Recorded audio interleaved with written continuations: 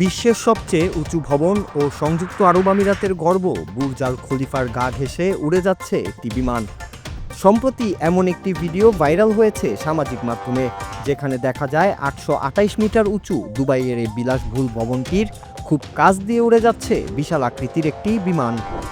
বিমানটি বুর্জ আল খলিফার মাথার উপর দিয়ে উড়ে যাওয়ার মুহূর্তে সেখানে থাকা মানুষের চিৎকার শোনা যায়।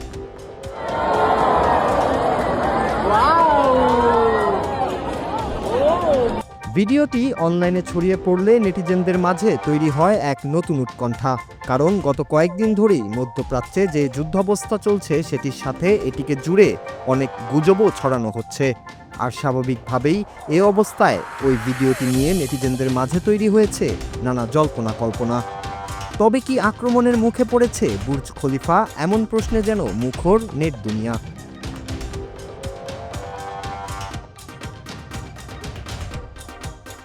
জানা গেছে ওই ভিডিওটি মধ্যপ্রাচ্যের এই সংঘাত শুরুর আগের।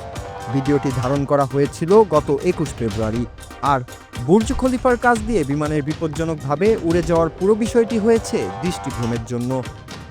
যাত্রীবাহী বিমানটির দুবাই আন্তর্জাতিক বিমানবন্দরে অবতরণের কথা ছিল, তাই বুর্জ খলিফার মাথার উপর দিয়েই যাচ্ছিল সেটি। বিমানটি উঁচু সেই ভবনের একদম কাছ থেকে উড়ে গিয়েছে বলে মনে হলেও সেটি আসলে বুর্জ খলিফা থেকে 1300 থেকে 1400 ফুট নিরাপদ উচ্চতায় উঠছিল।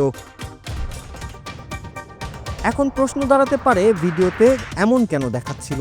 নিচ থেকে ঘটনাটি ক্যামেরাবন্দি করার জন্য এবং ক্যামেরার অ্যাঙ্গেলের জন্য মনে হচ্ছে বিমানটি বুর্জ খলিফার সামনে দিয়ে উঠছিল।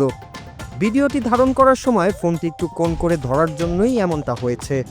আপনাদের নিশ্চয়ই মনে আছে, এর আগে একবার কক্সবাজারের সমুদ্রের উপর দিয়ে উড়ে যাওয়া একটি বিমান ও ফুটবলের একটি ভিডিও ভাইরাল হয়েছিল। এই দুই ঘটনার ক্ষেত্রেই ভিডিও ধারণের সময় অ্যাঙ্গেলের কারণে এমন দৃষ্টিভ্রম সৃষ্টি করেছে। তাই কেবল ভিডিও দেখে কোনো গুরুত্বপূর্ণ সংবাদ বিশ্বাস করার আগে বিশ্বাসযোগ্য মাধ্যমে তা যাচাই করা প্রয়োজন। Nur Raju, Bangla TV, news desk.